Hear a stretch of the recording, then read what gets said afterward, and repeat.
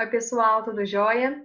Bom, pessoal, para essa semana, a nossa aula é revisão, né, de todo o conteúdo que nós vimos aqui no segundo bimestre, para vocês estarem realizando essa semana a PB, tá certo? Bom, como já de praxe da outra aula de revisão que a gente já tinha feito, quando fizemos para a P, eu não vou explicar tudo de novo aquilo que já foi falado, né? Já vou dar uma pincelada bem de leve em cima. Peço que vocês assistam novamente as aulas, que refaçam os exercícios, deem uma olhada nos exercícios, né, nas AES, para vocês depois poderem estudar com mais consistência e realizar a prova sem nenhuma consulta, hein? Olha lá. Bom, então a gente vai começar falando, né, nosso primeiro capítulo que cai nessa prova é sobre os ácidos nucleicos, e aí a gente viu as características gerais dos ácidos nucleicos, né? Lembrando que os ácidos são o DNA e o RNA, né? E aí eles são compostos, então, por fosfato, que é o mesmo entre o RNA e o DNA, a pentose, que é diferenciada no DNA para o RNA, e as bases nitrogenadas, que quase são as mesmas, né? Com diferença da timina e da uracila do DNA para o RNA, tá certo? E a função desse ácido nucleico, né? O DNA, a função dele é carregar essa informação genética para todos os seres vivos, né? E para o RNA é pegar essa informação genética e transformar no que a célula precisa, o organismo precisa de fato, que são as proteínas, tá bom? Aí aqui tem um desenho bonitinho das bases nitrogenadas, tanto as púricas como as pirimídicas, né? Lembrando da uracila e da timina aí, você viu que a uracila está bem embaixo do RNA, que é para não esquecer mais, tá certo? E a conformação do ácido nucleico aí de fosfato, né? Que é, na verdade, a gente chama de nucleotídeo, mas o DNA e o RNA ele é formado por vários nucleotídeos, né? Vários conjuntos de fosfato, açúcares e bases nitrogenadas, tá certo? Aí depois a gente vai falar do DNA, né, propriamente dito, como código genético, né, porque a função dele é carregar esse código genético para poder perpetuar essa espécie. E aí ele tem algumas características, que é a fita dupla hélice, ele ser degenerado, não ambíguo, e que também pode ocorrer mutação nesse nucleotídeo, né? Nesse tipo de nucleotídeo. Lembrando que o degenerado é o fato de que às vezes você tem uma trinca de bases nitrogenadas, né, um códon, às vezes você tem mais de um códon formando, configurando um aminoácido, o mesmo aminoácido. Isso quer dizer degenerado, tá? Então, no caso da leucina lá, que é um aminoácido que o nosso corpo, que os seres vivos precisam, o nosso corpo e os outros seres vivos também, mas que mais de um tipo de códon codifica a leucina, tá? E o não ambíguo significa que um aminoácido, ele não vai ser, desculpa, dois aminoácidos não vão ser codificados pela mesma trinca. Cada trinca se refere a um aminoácido, mesmo que aquele aminoácido tenha mais de uma trinca, tá? E essas mutações, elas podem gerar transformações, né, mudanças no DNA, ou não, né? Porque, por exemplo, a gente viu lá mais de uma vez, que às vezes essa alteração nas bases nitrogenadas vão codificar um outro códon que, na verdade, vai trazer o mesmo aminoácido que trazia antes da mutação, tá certo? Mas pode acontecer de ocorrer uma mutação e esse aminoácido não ser o mesmo, tá? Também pode acontecer. Bom, e aí a gente fala da síntese proteica, né? Que é a produção da proteína em si. Então, nós temos um DNA, a partir do DNA é formado um RNA, e a partir desse RNA a gente vai ter a produção da proteína. Como? Com a codificação dos aminoácidos, da junção desses aminoácidos, né, na cadeia polipeptídica, e aí proteica, né? E aí a gente vai ter a formação da proteína, seja ela uma proteína primária, secundária, terciária, organismo quaternário, tá? Lembrando que essa síntese ela vai ocorrer em duas etapas. Como eu disse, o DNA vai servir de molde para o RNA. Esse processo é chamado de transcrição, tá certo? Eu tenho DNA e a partir do DNA é formado o meu RNA. Tem que lembrar que esse processo acontece lá no núcleo, né? Onde eu tenho o meu DNA, certo? No caso das eucariontes, tá? No caso das procariontes que não tem núcleo, ocorre mesmo no citoplasma. tá? Bom, e aí o processo que pega esse RNA e traduz em proteína, em aminoácidos e por fim a proteína, é chamado de tradução. E esse processo ocorre no citoplasma, mais especificamente no ribossomo, tá? Que é o meu RNA ribossômico. Então aí eu tenho a participação do RNA mensageiro, que foi o que moldou a partir do DNA, e eu tenho a participação do RNA transportador, que é quem vai trazer o aminoácido necessário para aquele códon, né? Vai trazer o anticódon, que vai trazer o aminoácido para depois formar a proteína.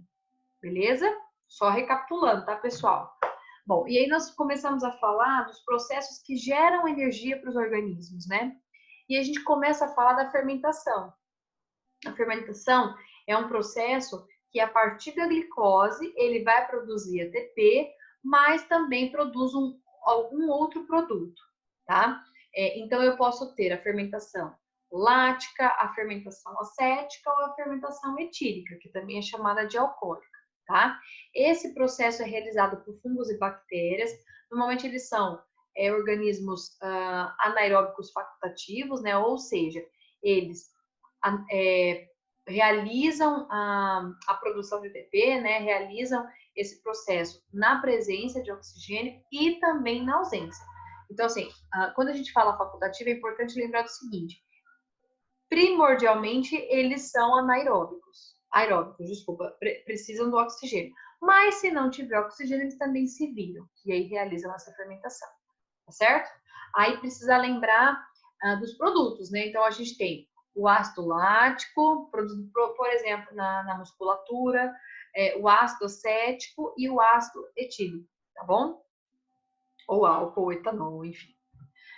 E aí, por fim, a gente fala da respiração celular. A respiração celular, ela parece um bicho de 7 cabeças, mas se a gente estuda por partes, como eu busquei fazer para vocês, trazer para vocês a apresentação por partes, fica mais fácil de entender, tá? Que é um processo que vão ter aí três fases.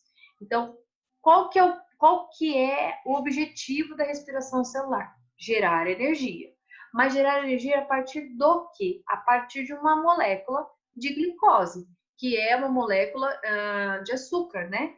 É um açúcar importante para todos os seres vivos, inclusive é produzido pelos produtores, né? Vai ser passado aí pela cadeia alimentar, e aí essa glicose precisa ser quebrada para gerar essa energia. Então a gente tem 3 etapas. A primeira é a glicólise, que é quando a glicose se quebra, e aí formam os 2 piruvatos, formam também ATPs, formam os NADH, os primeiros NADH, mas também se gasta ATP. E é um processo que acontece no citoplasma, beleza? Esse piruvato vai sair do citoplasma, vai estar no citoplasma, vai entrar na mitocôndria. Aí nós temos a matriz mitocondrial e as cristas mitocondriais. Na matriz vai acontecer a segunda etapa, que é o ciclo de Krebs. Esse piruvato vai ser transformado em acetilcolina, que junto com o oxalacetato vai entrar no ciclo de Krebs propriamente dito. E aí no processo como um todo do ciclo de Krebs, a gente tem a formação de apenas 2 ATPs por piruvato, tá? 2 ATPs, 10 NADH e 2 FADH2. Lembrando que, desculpa, eu falei por piruvato, não. Lembrando que é assim, ó, a produção de NADH, de FADH2 e de ATP é por piruvato. Só que a gente tem 2 piruvatos, então isso roda 2 vezes. Então, se a gente fosse olhar só para um piruvato, a gente teria, na verdade, metade disso daí, tá bom? Bom, e aí, por fim, a etapa final é a cadeia respiratória. A cadeia respiratória acontece na crista mitocondrial, né? Dentro da mitocôndria, e é o processo que a gente chama de transportadora de elétrons, né? Que é onde realmente vai ser produzida a energia necessária. Porque até agora a gente produziu 2 em cada. Imagina, 4 ATPs não dá para nada. A gente precisa de muito ATP o tempo todo. Então, o processo, a etapa que realmente tem como definição a produção de energia a partir de uma glicose é a cadeia respiratória, é a fase final. Por quê? a gente vai ter o transporte desses elétrons que foram capturados ao longo das duas outras etapas, e agora esses elétrons vão ser dispersos, né, vão ser passados dentro de enzimas na membrana interna, e com isso vai ocorrer a produção de ATP, 34 moléculas de ATP, para ser mais precisa. Lembrando que é na cadeia respiratória que a gente percebe qual é o papel do oxigênio na nossa respiração. Para que a gente precisa colocar oxigênio para esse oxigênio entrar na célula de fato? Porque esse oxigênio vai se ligar com os íons H+, né? E vão produzir água e vão manter, então, o pH de dentro da matriz mitocondrial neutro. Com isso, não vai desnaturar a mitocôndria, certo? Então, a gente fala que o oxigênio é o aceptor final desses elétrons que foram capturados ao longo do processo de respiração celular, tá bom? A gente vai também produzir água, então, nesse processo, né? E essa água vai ser interessante para o nosso organismo, para a eliminação, até mesmo para a utilização, tá? Lembrando que o saldo final da respiração celular, ele é dito como 38 ATPs. Eu comentei com vocês na última aula que pode ocorrer literaturas que apresentam menos do que isso. E aí ainda estão se estudando, até comprovar de fato isso entrar nos livros leva um tempo. Mas é interessante vocês já saberem, tá legal? Bom, e aí do nosso bimestre foi isso, foi tão rapidinho, foi tão simples e fácil, vai, fala a verdade. Mas a gente se vê então na live, a gente vai resolver os exercícios que eu deixei como tarefa, porque essa semana não tem AE, não tem atividade avaliativa, né? Além da PB. Então, façam com bastante carinho, né, depois da nossa live de preferência, para sanar todas as dúvidas. Tá certo? Um beijo, pessoal. Até mais.